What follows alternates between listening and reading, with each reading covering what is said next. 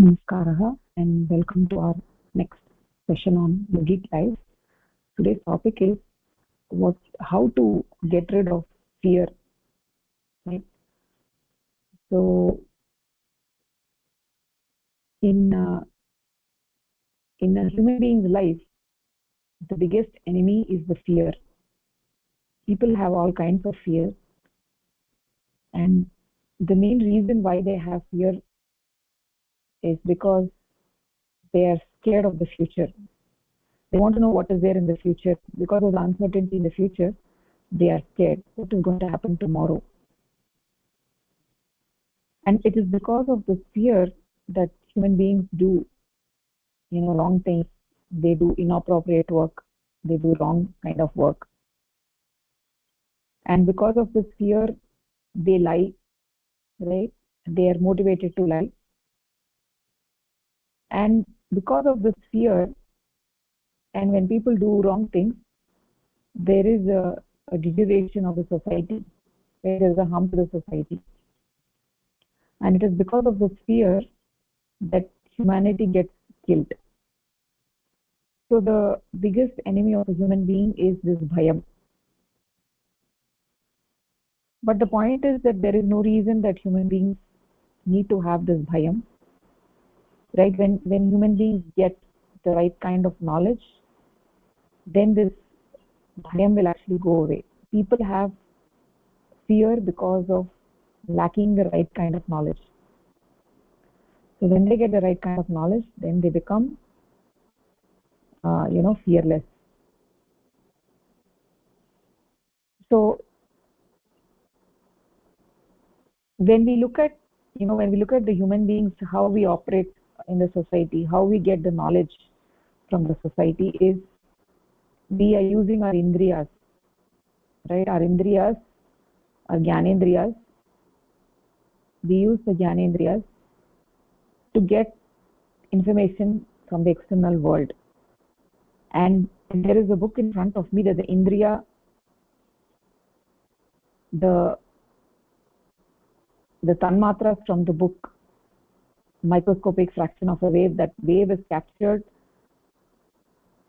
by the indriyas, and then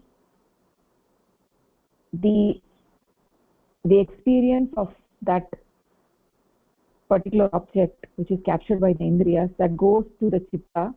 So chitta is ultimately the experiencer of that is connected with the indriya.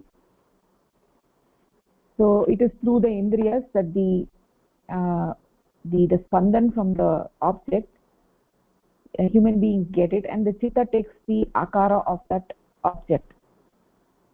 Right? So if the chitta is not there, then we would not have any experience of any object. So the aham tattva will not be able to see anything if chitta is not there. So the indriyas, even though the indriyas are functional, the indriyas will not be able to do anything unless we have the chitta, which is able to take the shape of that object. So a person who is dead, he has the eyes, and even then he is not able to see because he does not have the mind, he does not have the chitta. Because of the chitta is not there, even though the eyes are seeing something, right? The eyes are open, but they're not operational because it is not connected with the chitta. So ultimately the chitta is that experiencer of whatever the indriyas do. In the same manner, so who is the ultimate experiencer of the chitta is when if the chitta takes the shape of the object. If the aham tattva is not there, then we will not be able to experience anything, right? So even though the chitta is functional and it is able to take the shape of the external object, if the aham tattva is not connected with the chitta, then we will not experience anything. For instance, if there is a person, an acquaintance who is going on the road, and he is looking at you and he is smiling at you, even though you are looking in that direction, you are not smiling, and the other person thinks that you are very ahankari, you are very proud, and that's why you are not acknowledging him. But actually the matter of fact is not that you're not acknowledging him. Even though your eyes are seeing that person, but your mind is somewhere else. In your mind, you're probably thinking about something else, right? You're thinking about your family, or thinking about your, your transfer that is going to happen from this place to some other place, and then, that place is more expensive, and you need to, how are you going to manage your family? You're thinking about a lot of things. And that is why even though your eyes are looking at that object, because the Aham Tattva is not connected, so you're not able to acknowledge that person and respond back. Right? So the eyes are seeing, but with that, the Aham Tattva, the doer I, is not there. The connection with the doer I is not there. Therefore, even though you're seeing, you're not able to do anything. So in the same manner, if the who is the real experiencer of the doer I, is that Astitva Bodh, is that I exist, the knowledge of I exist, and that is there in the Mahat Tattva. So even if the Indriyas are working, the Chitta is fine, and Aham Tattva is also fine. But if you don't have the knowledge of existence, if the Mahat Tattva is not connected with Aham Tattva, then again you will not experience anything. So ultimately the experiencer is the Mahat Tattva. Again, if you look back, so the Mahat Tattva gets the knowledge of existence. If it is not,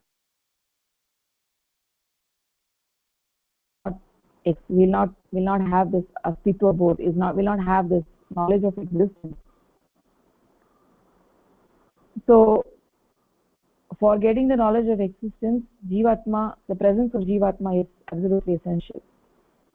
So whatever the human beings, they do, like eating, going, talking, running, or whatever action that they do, that means that Atma is present, right? If the Jivatma is not present, then even if you have Mahat Tattva, Aham Tattva and everything, Chitta and Indriya and the external objects, even then you will not be able to do anything.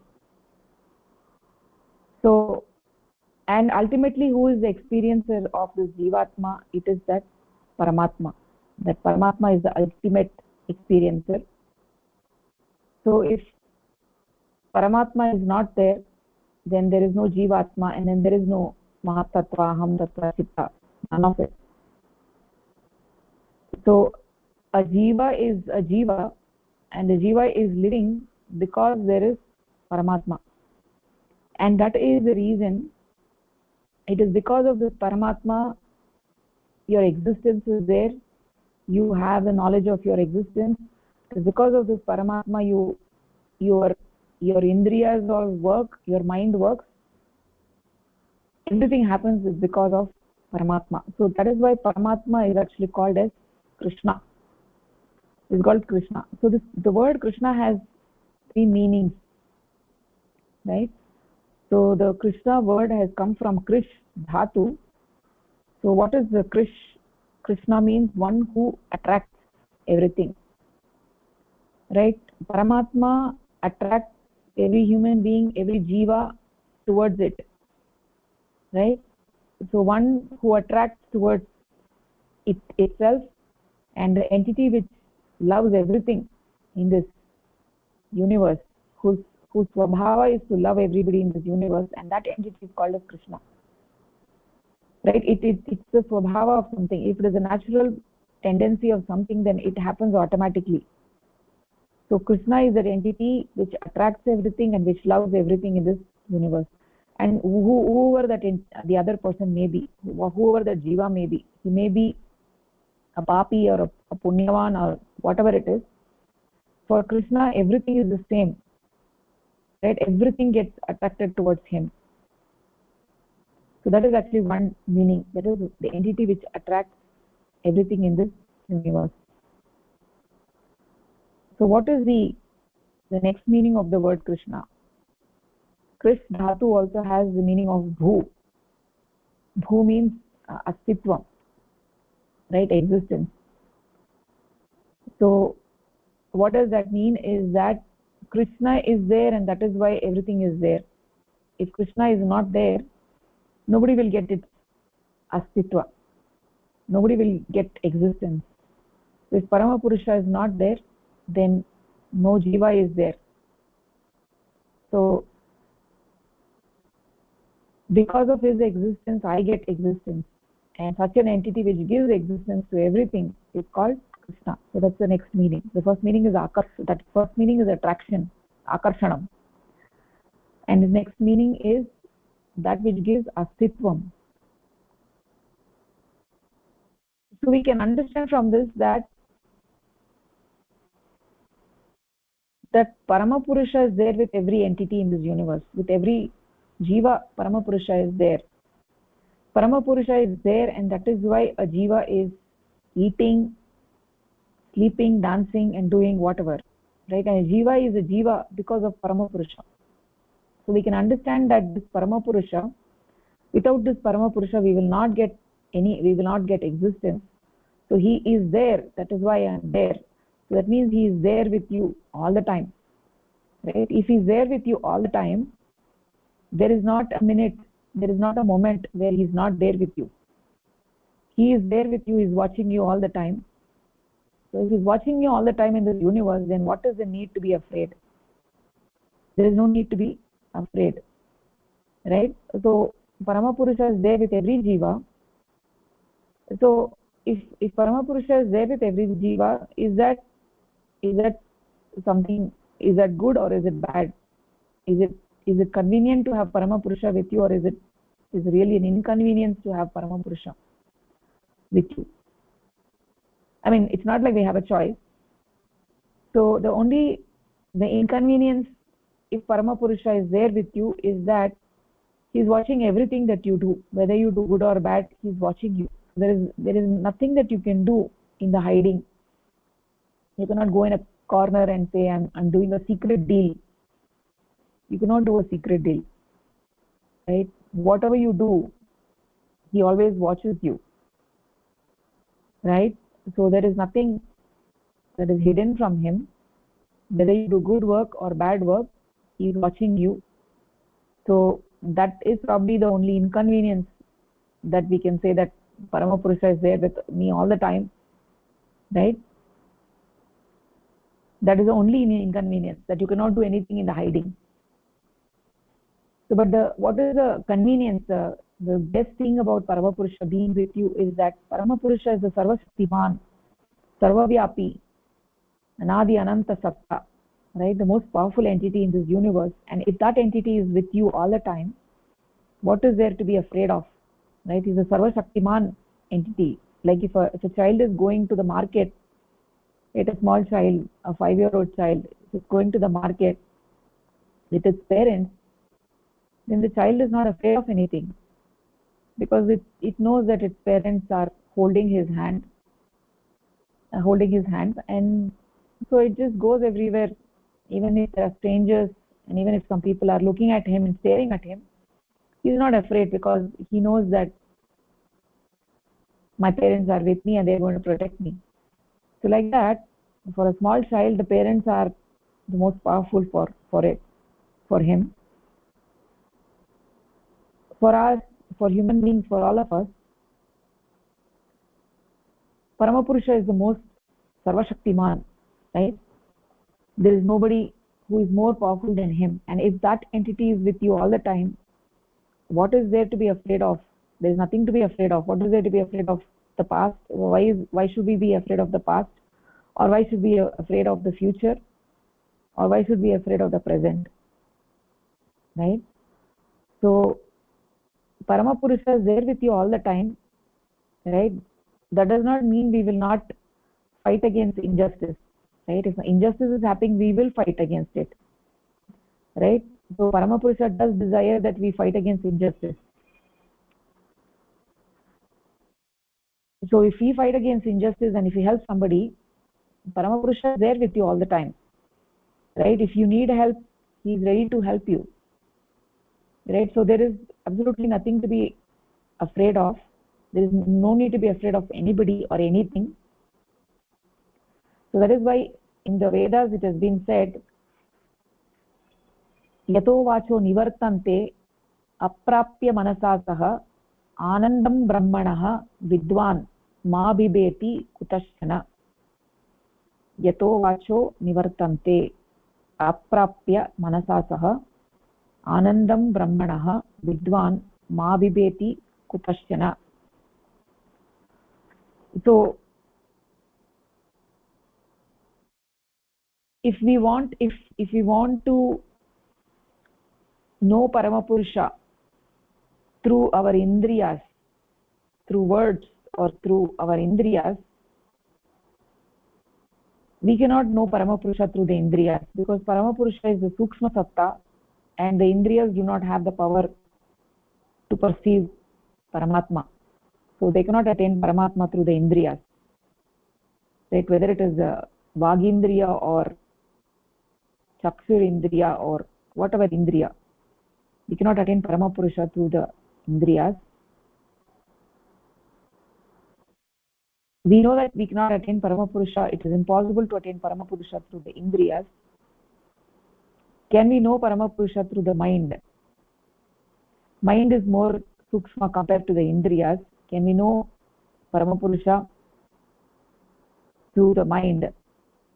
Just like we cannot know Paramapurusha through the Indriyas, we can also not know Paramapurusha through the mind, because Paramatma is more Sukshma compared to the mind. Therefore, the mind cannot know Paramapurusha.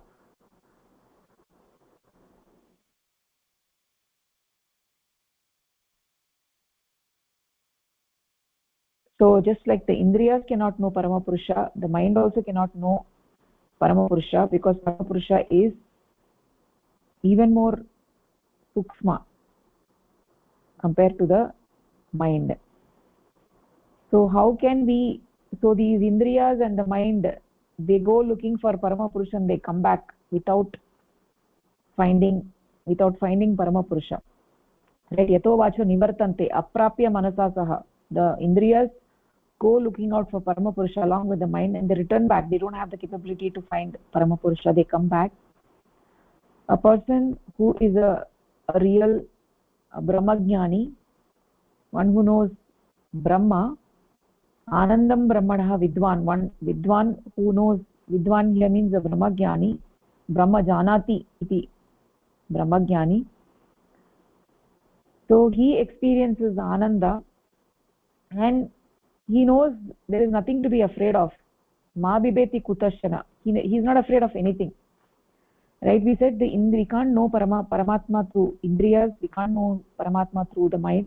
So how can we know Paramatma? How can we know Paramatma? So there is actually a sloka in Taittiriya Upanishad, Yachet Vang Manasi Prajnaha Tad Yachet Jnanatmani Jnanam Atmani Mahati Niyachet Tad Yachet Shantatmani. Yachet Vang Manasi Prajnaha Tad Yachet Jnanatmani Jnanam Atmani Mahati Niyachet Tad Yachet Shantatmani. So what is the meaning of this? Is that, so what does the sadhaka do when he does sadhana? First, he withdraws the indriyas into the chitta. Right? As a part of the sadhana, the sadhaka withdraws the indriyas and he merges them into the chitta. Right? And when he does further deeper sadhana, what happens is that he withdraws the chitta into the aham tattva. And further, when he does sadhana, he withdraws the aham tattva into the mahat tattva. Right? And when he does sadhana further, he suspends the mahat tattva into the atma. And thereafter what happens is that atma merges into the paramatma. Right? So ultimately in sadhana what remains is paramatma.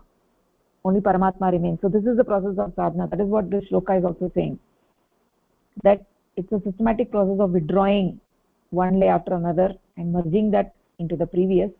Ultimately what remains is Paramatma.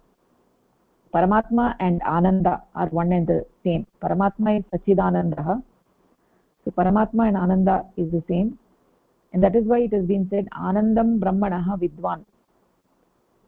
So when a human being knows Brahma, when he merges himself with that Brahma, he experiences that aikyam with the Brahma, then what happens is that ma bibeti kutashana. So a person who knows Brahma, he understands there is nothing to be afraid of. He understands and experiences that Paramatma is with him all the time. He is walking with him, he is sitting with him, he is eating with him, he is there in every breath, he is there in the body, he is there in the mind, he is there in the language, he is there in every action, he is helping him in whatever activity that he does. So in that situation, there is absolutely nothing to be afraid of. So a person who has a real knowledge, one who is a Brahmagyani, he understands ma bibeti kutashana. That in that condition, there is absolutely nothing to be afraid of. So he is not afraid of anything, right? So a sadhaka who is in the sadhana marga, who is a upasaka of Paramapurusha, he becomes bhayashunyaha. He becomes fearless. Becomes fearless of everything. So the biggest enemy of human beings is this fear. And so a person who knows Brahma, right, who is in the sadhana marga, he will know Brahma, and therefore he becomes fearless. And when he becomes fearless, so the shackles of the mind are all destroyed, and victory is guaranteed for such a person, right? Victory is guaranteed for such a person. In order to become fearless, one needs to engage in doing sadhana and systematically withdraw the different layers from the indriyas and different layers of the mind into the Atma, finally into Paramatma. When a person does that, there is a systematic process of doing it. When he engages in that process and he knows that Brahma, then automatically that sadhaka becomes fearless, and the fear is the greatest enemy of human beings, and that is what causes all kinds of things in the world, all kinds of problems in the world. It's the fear. There is the fear that people are engaging in war. It is the fear of something that they are engaging in war. It is fear of that they are killing people. It is fear of something. It's a fear of the future that they are engaging in war, killing people and destroying society, right? Destroying countries. So all of this is happening because of fear, and it is because of this fear that people kill the other person. They make somebody as their enemy, right? And how to get rid of this fear is by engaging in sadhana, right? One who engages in sadhana and knows Brahma, he will not be afraid of anything, right? So that is what I wanted to actually talk today. And now we can actually go to our Karapatram. So why are people afraid of intuitional practice? So we said that the goal of human life is to attain that supreme entity. Every human being has infinite desire, and it is in fact the essence of human life. Sadhana is the essence of human life. It is the fundamental duty of everybody, right? But even then, people are afraid of doing sadhana, right? And the reason for that is people believe that in order to do sadhana, one has to be a sannyasi. They have to sacrifice the worldly life and go to the Himalayas to do sadhana, because they feel that solitude is essential and you need to be away from the objects of the world. Even though it is true that initially you need solitude and you need to be away from the objects of the world to avoid temptations, but that itself is not a necessity, right?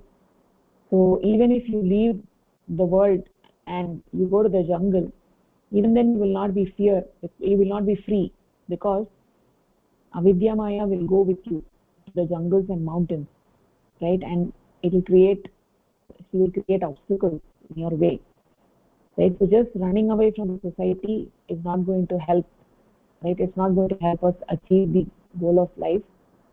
In order to achieve the goal of life, one has to do sadhana, and for that it doesn't need that you have to go to the Himalayas.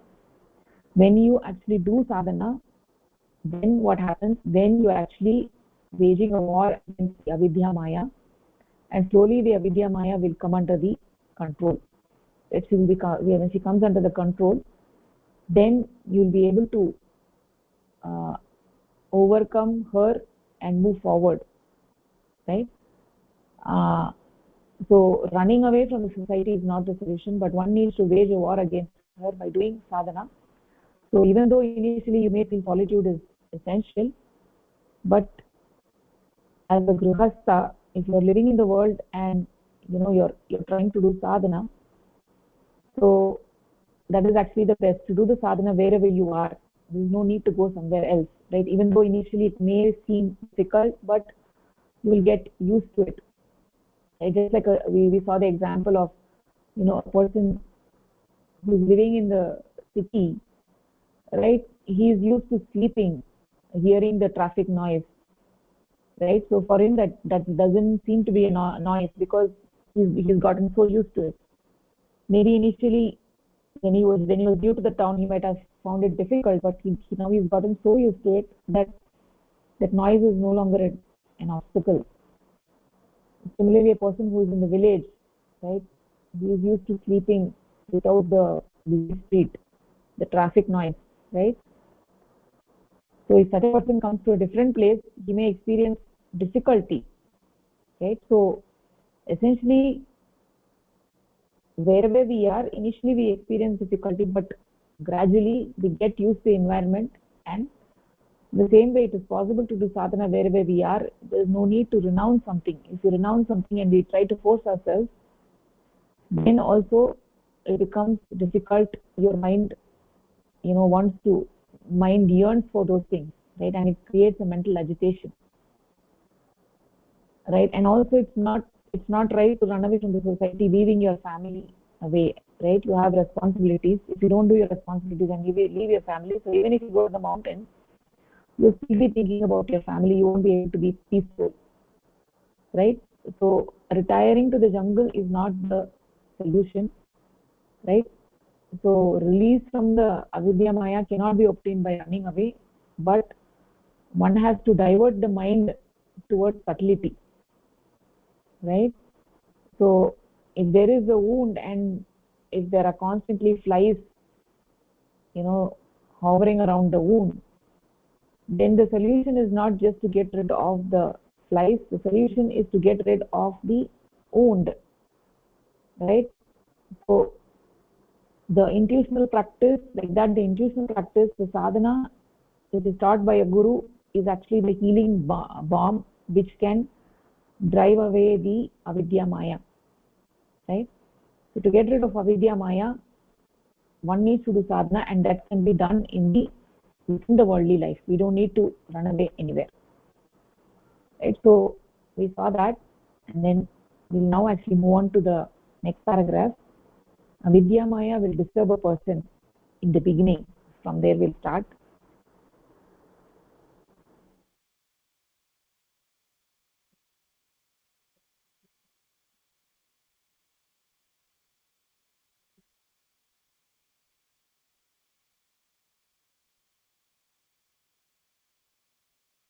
Yeah, can you see the screen more than? Not yet, Bhaini. Okay, now I can see them. Yeah, the last but one paragraph. Avidya Maya will disturb a person in the beginning, but once defeated, it will not be able to create any hindrance to the pursuit of intuitional practice. To lead a worldly life and also to practice sadhana is very convenient. For a person living in the normal life of a householder has far greater conveniences and advantages available to him or her than has an ascetic who renounces the world. Retreating to the jungle is not a way to obtain relief from the trials and worries of the world. There is yet another great advantage in living in a worldly life. It provides one with the opportunity to serve humanity, an important aspect of intuitional practice. This great opportunity is denied to those who live in jungles.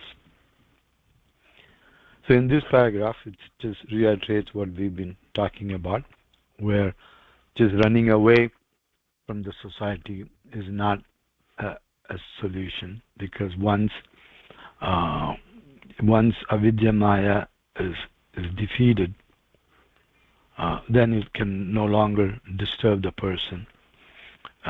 Then it's very convenient to do sadhana, to practice sadhana in,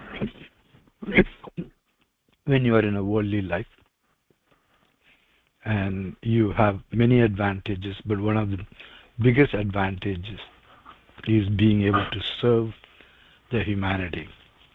You live in a society, and then you get this opportunity to serve the society, serve the humanity. And that's an important aspect of intuitional practice, to do that seva. And this great opportunity will be denied if someone runs away to the jungles, because retreating to the jungles is not going to obtain one relief from the trials and tribulations, because there's avidya maya in all places, in all shapes and forms, and you just have to learn to defeat avidya maya with sadhana learned from a great perceptor. I think that's what's covered in this paragraph. Yes, Maureen, nicely said. Yeah, that is the point. So running away to the jungle, is not the way to obtain relief from the problems of the world. So when you're initially learning sadhana, and like let's say people come to the shivir to learn sadhana, so the shivir is held in an isolated place. So that solitude is actually very good when you're learning. You learn it quietly, and you understand how the yogic life is. So whatever you learn, and then you take it back home and you implement it in your life, and then you teach your family and friends. Right? You teach not necessarily the sadhana, but the yogic way of life. Right? So yoga is not encouraging escapism. Right? We're not trying to flee away from something. The philosophy of yoga is that human beings are social beings, and we are not designed to live in isolation. Right? So we are all moving collectively. Even though people get mukti or moksha on the individual plane, right? But they are living in the society, right? They are living in a conducive environment where the others are also engaged. Human life actually requires interaction, right? So there are certain animals and insects which live alone, right? But human beings, we are collective beings. We are like ants and not like spiders, right? That is our nature. And by design, we like to live in the society. We help each other, right? We move ahead. So the living in the society actually provides us an opportunity for serving the humanity, right?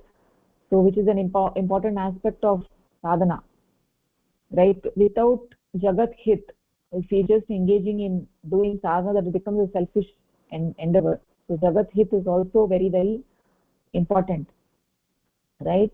If one doesn't care about the suffering of others and they're only engaged in their own progress, that attitude will prevent them from progressing forward, right?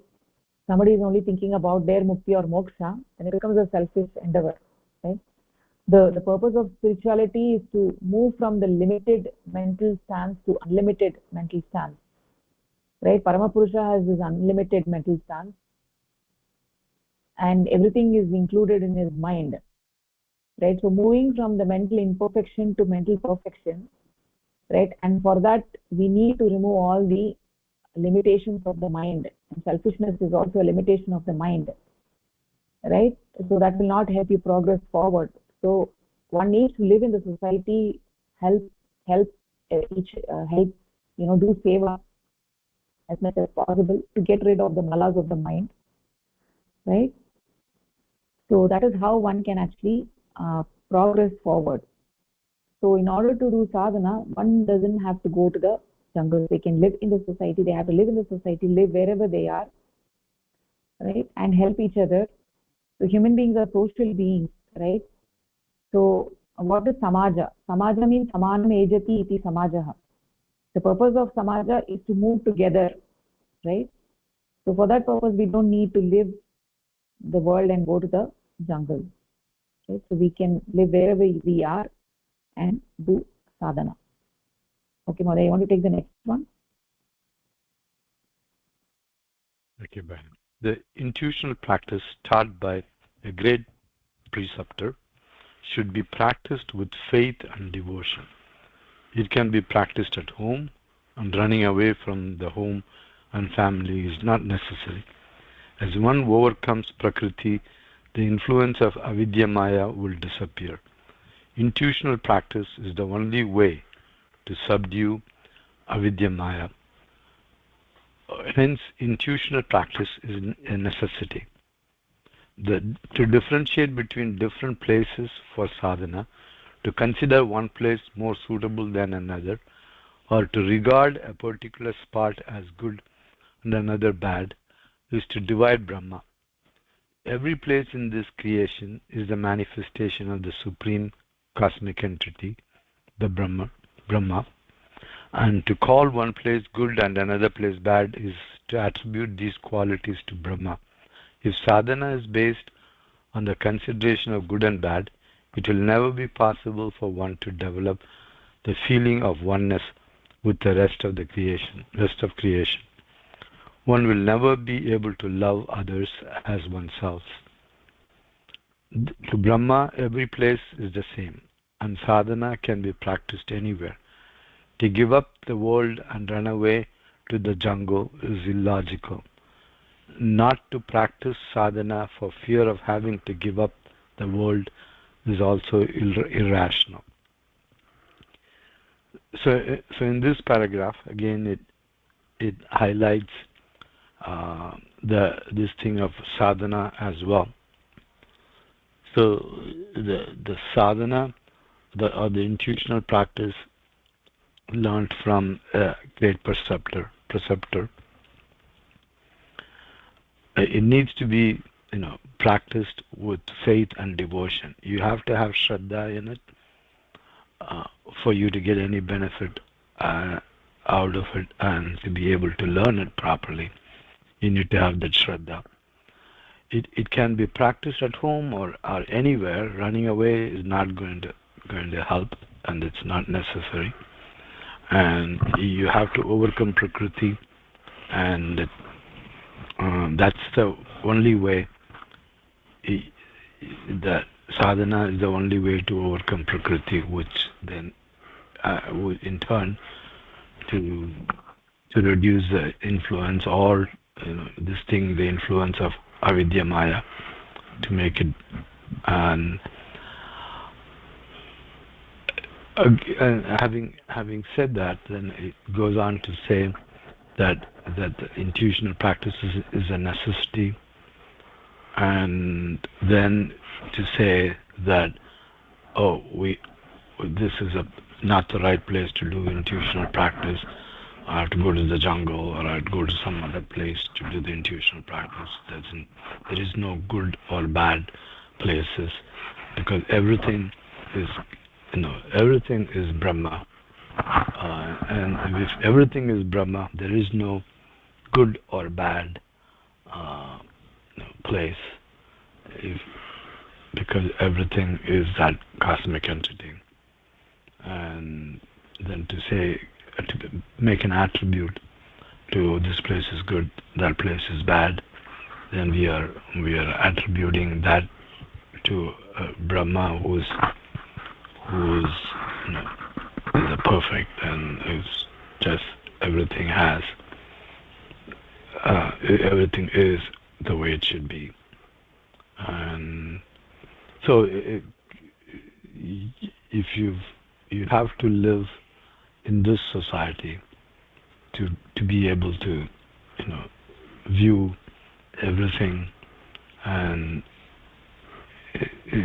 to live with the rest of the creation, to feel part of the creation or oneness with the creation.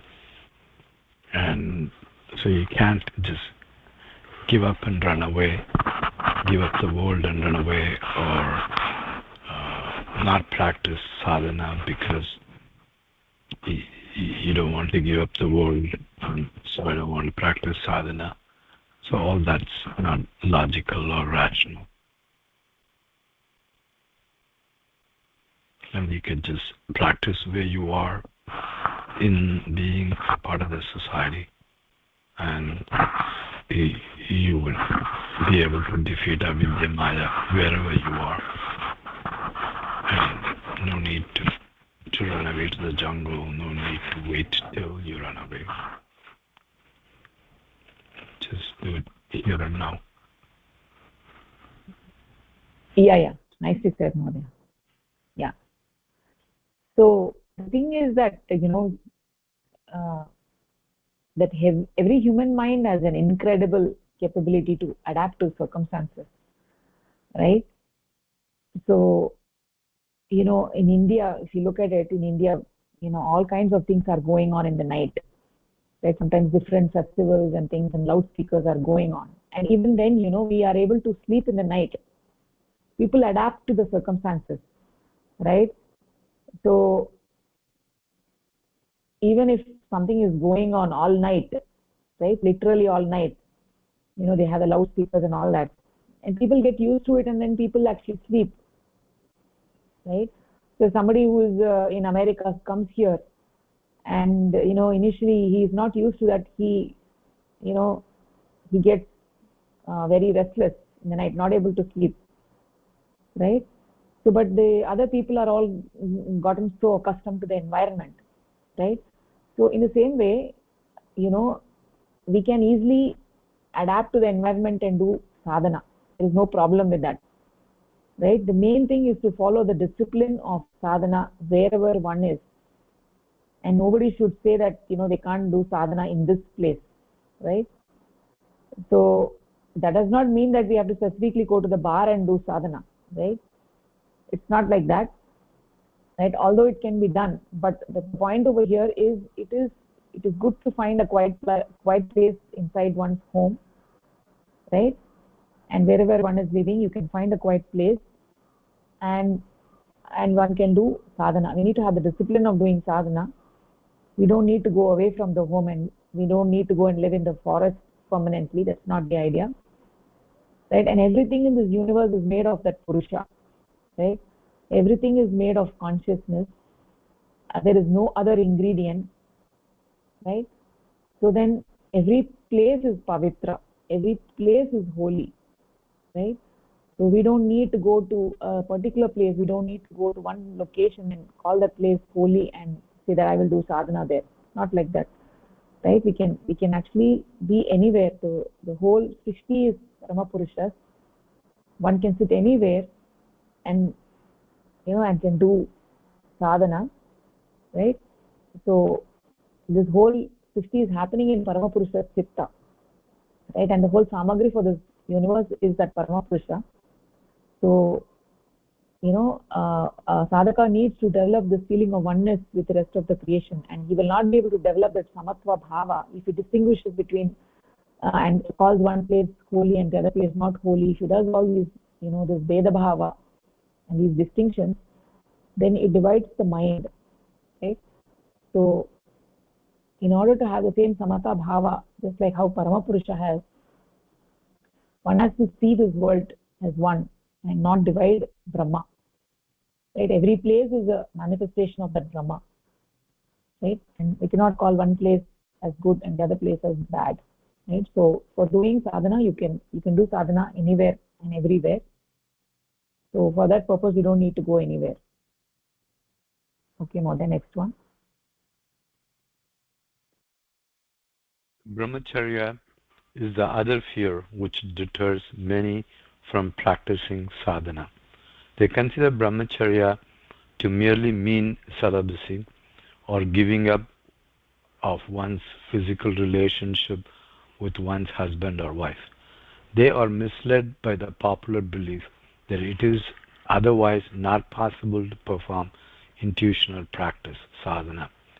It is thus necessary to know the correct meaning of brahmacharya and also know whom one should regard as brahmachari.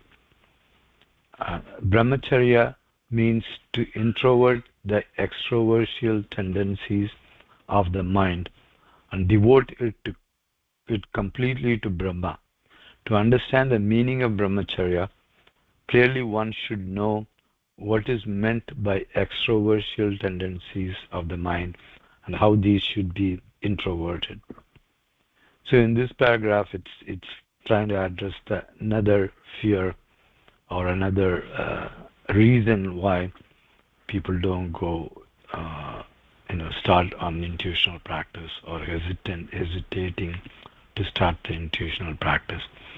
Because they're saying, oh, you have to follow brahmacharya, which look at that as that you cannot have any physical relationship with your spouse, and that's really not what brahmacharya means. Brahmacharya means is looking inside, looking inside, and constantly thinking about Brahma, completely being, mind and thoughts being devoted to Brahma, and that's then you really seeking that Brahma, seeking to know that Brahma, understand the Brahma, and that's brahmacharya. That nothing else is, everything else in the world today is misled or mistaken the term brahmacharya to mean something else. And so in brahmacharya then is looking inside, and looking means to introvert the extroversial tendencies, or whatever the mind is focused and attracted to outside, and the brahmacharya is trying to turn this outside mind or tendencies or focus to focus inside, internal. And then that how do you change the focus from the external factors, from the external tendencies to an internal, the self? How can you do that is what we would subsequently see, and sadhana would help.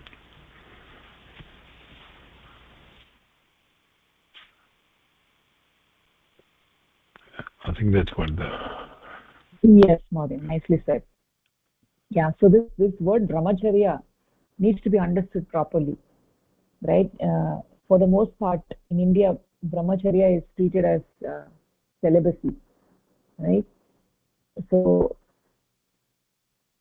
not only that, they not only treat brahmacharya means celibacy, they also think that people who engage in physical relationship and they have children, that is also treated as papa, and as a result of which they are prohibited from doing sadhana, right? That is how people think, right? For those people who think like that, they don't realize that their parents also engaged in such an activity, and as a result of which they were born, right? So this kind of outlook is not the proper outlook for a sadhaka, right? So having children cannot be considered as papa, right? If nobody has children in this world, there would be no humanity, right? So only some people who are trying to establish their supremacy, they have a narrow view, right? So the point over here is what is actually brahmacharya. Brahmacharya means Brahmani Vicharanam is Brahmacharya. One who is, one who knows Brahma, right? One who knows Brahma. Brahmani Vicharanam iti Brahmacharyam. That means we roam through this world, whatever we do in this world, moving through this world with the bhava that we are moving in Brahma. Everything is Brahma, right? That bhava of Brahmacharya means that everything is Brahma, the doer of the action is Brahma, that which is given is Brahma, and for whom it is being done is Brahma, the action itself is Brahma, the result is Brahma, everything is Brahma. That is what is Brahmani Vicharanam. That is what is the Brahmacharya bhava. It is a very unique type of bhava, right? And only human beings can do that, right? All human beings can do that. So minimum requirement for living a life in that bhava of Brahmacharya is to have a human body and mind. That is all needed. And it is a great thing to do, and it's available to every human being, right? This is the essential characteristic of Manava Dharma, right? So Brahmacharya has nothing to do with whether a person is married or not, right? That Brahmacharya means Brahmani Vicharanam. So everything that we do, whatever action we do, we are doing as a yantra of that Paramapurusha, right? So whether it is a family person or whether it is a sannyasi or whether it is a child or whoever, everybody can engage in yogic life, everybody can do sadhana. A grihastha can also do sadhana. Grihastha who has children, he can also do sadhana. He can also engage in brahmacharya, right? Brahmacharya is available for everybody. The brahmacharya bhava is available for everybody, regardless of what clothes we are wearing, where we are located, how old we are, right? So it is important to understand what is the true meaning of brahmacharya. So sadhana is available for everybody, right? It's not necessarily only for somebody who is a so-called brahmacharya, so-called following brahmacharya, that is one who is not married, right? So that is what this paragraph is talking about. We'll take one more paragraph. Creation is the manifestation of the subtle in the form of crude objects under the influence of Prakriti. The crude creation is the world that one experiences through the physical organs, while mind is the subtle part of the creation. If the influence of Prakriti increases, one's mind is gradually converted from subtle to crude. Under the influence of Prakriti, the mind becomes more extroverted and remains absorbed in the crude. Emancipation means releasing the mind from the influence of Prakriti or directing it from crudeness to subtlety. Brahma is the subtle by nature, and if the mind is absorbed in crude objects, it cannot be devoted to Brahma. To divert the mind from crude objects towards the subtle is to devote it to Brahma. This can be done by decreasing the influence of Prakriti on the mind, as Prakriti alone keeps it absorbed in the crude objects around it. Brahmacharya thus means to release the mind from the influence of Prakriti, and a brahmachari is a person whose mind is devoted to Brahma and is always absorbed in it.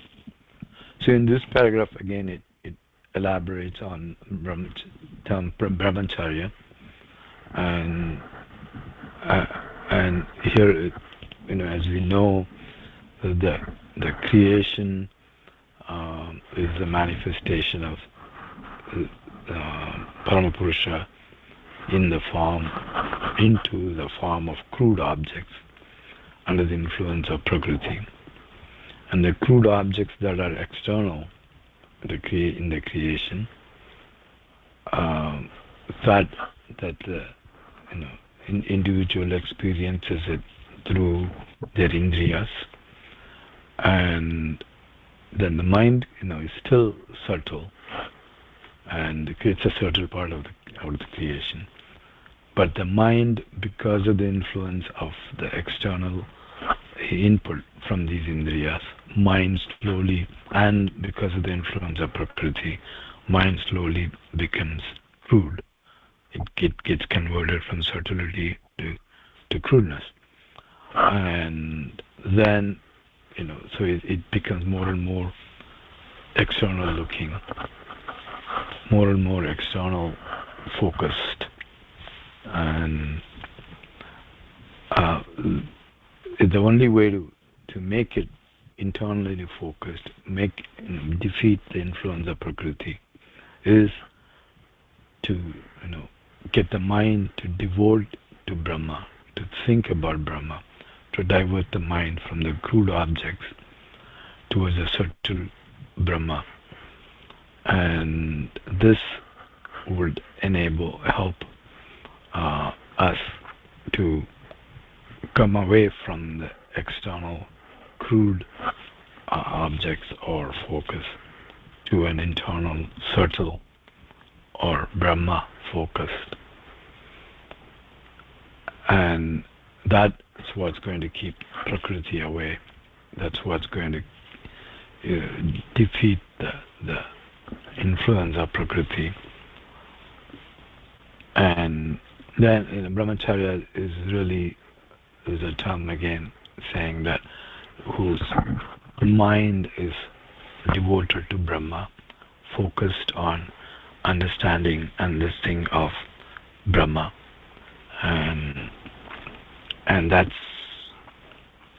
why, or what brahmacharya means, someone who's absorbed and focused in the internal factors in the Brahma itself, the subtle internal aspects.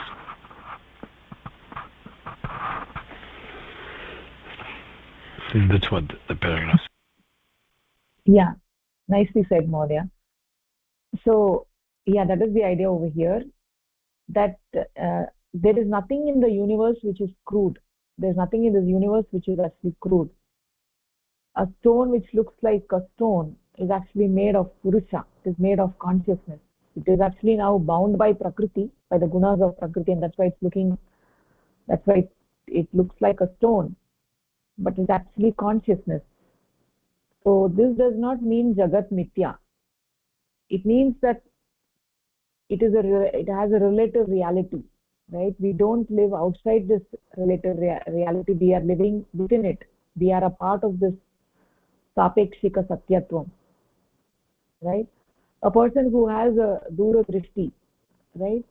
One who has a deep insight into this world, they see the subtle in the crude, right? Looking at a stone, they don't see it just as a stone. They understand that they have the bhava. They understand and they have the bhava that the stone is a crude manifestation of the Parama Purusha, right? In order to feel that, in order to understand that, realize that, one has to engage in sadhana. Because without getting the vibration and the deep bhava of the Shuddha Purusha in the mind, one cannot appreciate that the stone itself is made of that Purusha. One has to have an appreciation and experience and anubhuti of the Sukshma in order to understand that the Stula is made of that Sukshma, right? So the brahmacharya goes hand in hand with sadhana. So we don't do sadhana 24 hours a day, right? Somebody may be doing sadhana for 1 hour in the morning and 1 hour in the evening, right? Then the remaining 22 hours, the goal is to remain engaged in brahmacharya, which is also called as the Madhu Vidya. Right? Madhu Vidya is to experience and deeply sense that everything in this universe is made of and is a manifestation of that Parama Purusha. Right? So that is what this paragraph is saying. Creation is a manifestation of the subtle in the form of the crude objects under the influence of Prakriti.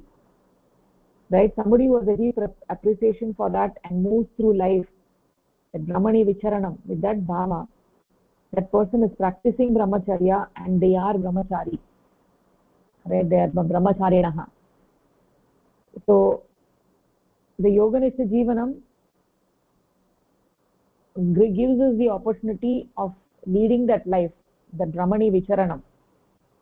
right? So when somebody is doing this, taking this brahmacharya bhava, then they will never misuse the objects of the world, right? They will never misuse the objects of this creation.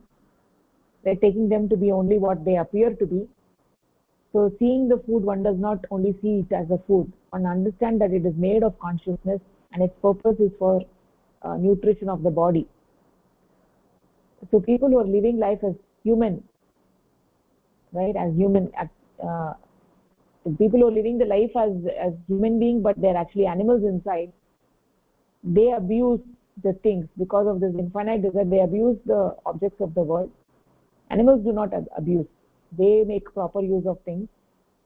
They do not overeat. They do not take more than what is required, right? But human beings would like to engage in bhoga, right?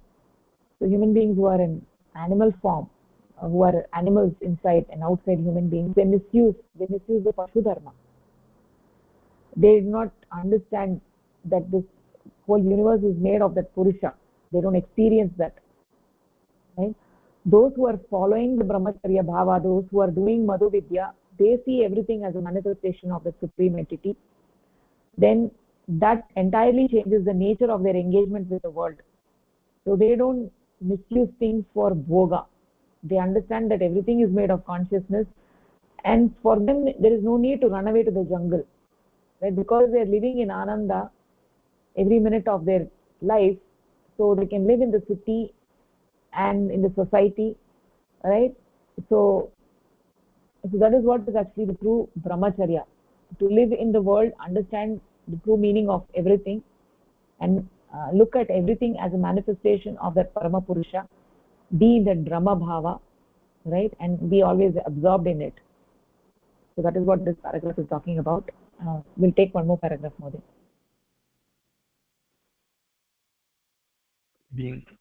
Being devoted to Brahma, such a mind is not attracted by the crude expressions of creation.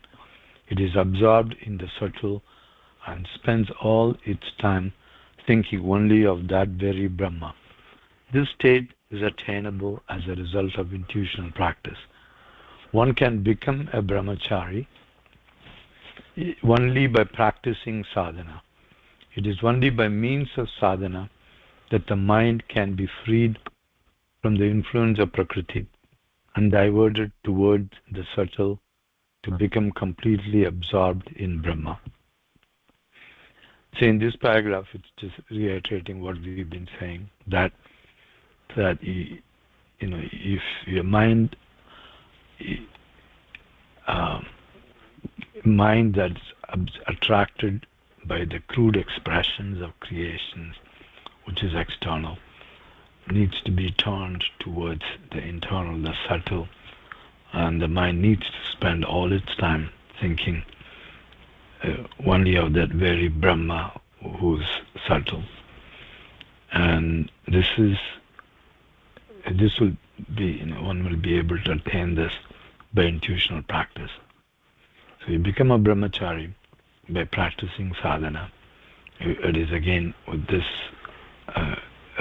means is that by the means of sadhana, the mind is freed from the influence of Prakriti and by the influence of the crudeness, and diverted towards this subtle Brahma, and to be completely, constantly absorbed in the thoughts of Brahma and in Brahma itself. And that's what the paragraph is reiterating. Yeah, yes, Modi. Nicely said. Yeah, so there is a point that this all this is not possible, right? The crude attractions attract human beings, right? So even though initially by doing Anushasanam, in the beginning it is helping to do the Anushasanam, but it cannot take away the crude attractions permanently. And how is that possible? How are we going to keep the mind not attracted by crude expression? How are we going to keep the mind devoted to Brahma? That is only possible through bhakti, through love for that supreme entity. And what is bhakti? Bhakti is prema, love for that Paramapurusha. When somebody gets deep love for Paramapurusha, then all other things become very, very superficial, right? And that is how it works. When one gets something better, right? So just like a child, if it gets something better, then it gives away the car keys. We have seen that example several times. So when one develops that bhakti bhava towards Paramapurusha, then the attraction towards the crude expressions automatically they go away. They are absorbed, they're engaged in Yoganishta Jivanam all day long. They're engaged in the Brahma Bhava, they're thinking about the subtle, right? So then slowly what happens, the attractions of the world diminish, because Paramapurusha is the great attractor. He is Krishna, right? He's a Krishna. He's attracting everybody towards it. And one who is engaged in that brahmachari and is doing sadhana, then he's attracted towards Krishna. When he's attracted towards that great magnet, then the attractions of the worldly life, they are no longer attractions, right? So sadhana is a systematic scientific approach to closing one's eye and removing the mind from the attractions of the world, from this world, and engaging and redirecting the mind towards that supreme entity. So there is a method for that, and one has to learn that method and engage the mind deeply. And once the mind becomes engaged in that, then it's going to lose interest in other things, right? Those other things that people are so much engaged with, right? They are no longer attractive, whether it is food or whether it is clothes or whatever it is, because people are able to see that the goal of life is Paramapurusha. Once they become engaged with that great attractor, then they lose interest in all the other things, right? So if one is trying to attain the Brahma without doing intuitional practice, without doing sadhana, then they are actually wasting their time, right? So one needs to engage in sadhana by sitting in Padmasana, closing their eyes, moving inwards, and merging the mind into Paramapurusha, just like the sloka that I was talking about. Yachet Vang Manasi, that sloka that I talked about. Yachet Vang Manasi Prajnaha Tad Yachet Jnanatmani Jnanamatmani Mahati Niyachet Tad Yachet Chandatmani. So that is the way of attaining that supreme entity, and that happens by following the brahmacharya bhava and also practicing sadhana. That is how we get rid of the influence of prakriti and attain that supreme entity. Okay, I want to conclude the session over here. Mahodaya, if you have any thoughts, you can share. No, I'm good, Swami. Okay. Astu tarhi, dhanyavadah, namaskaraः.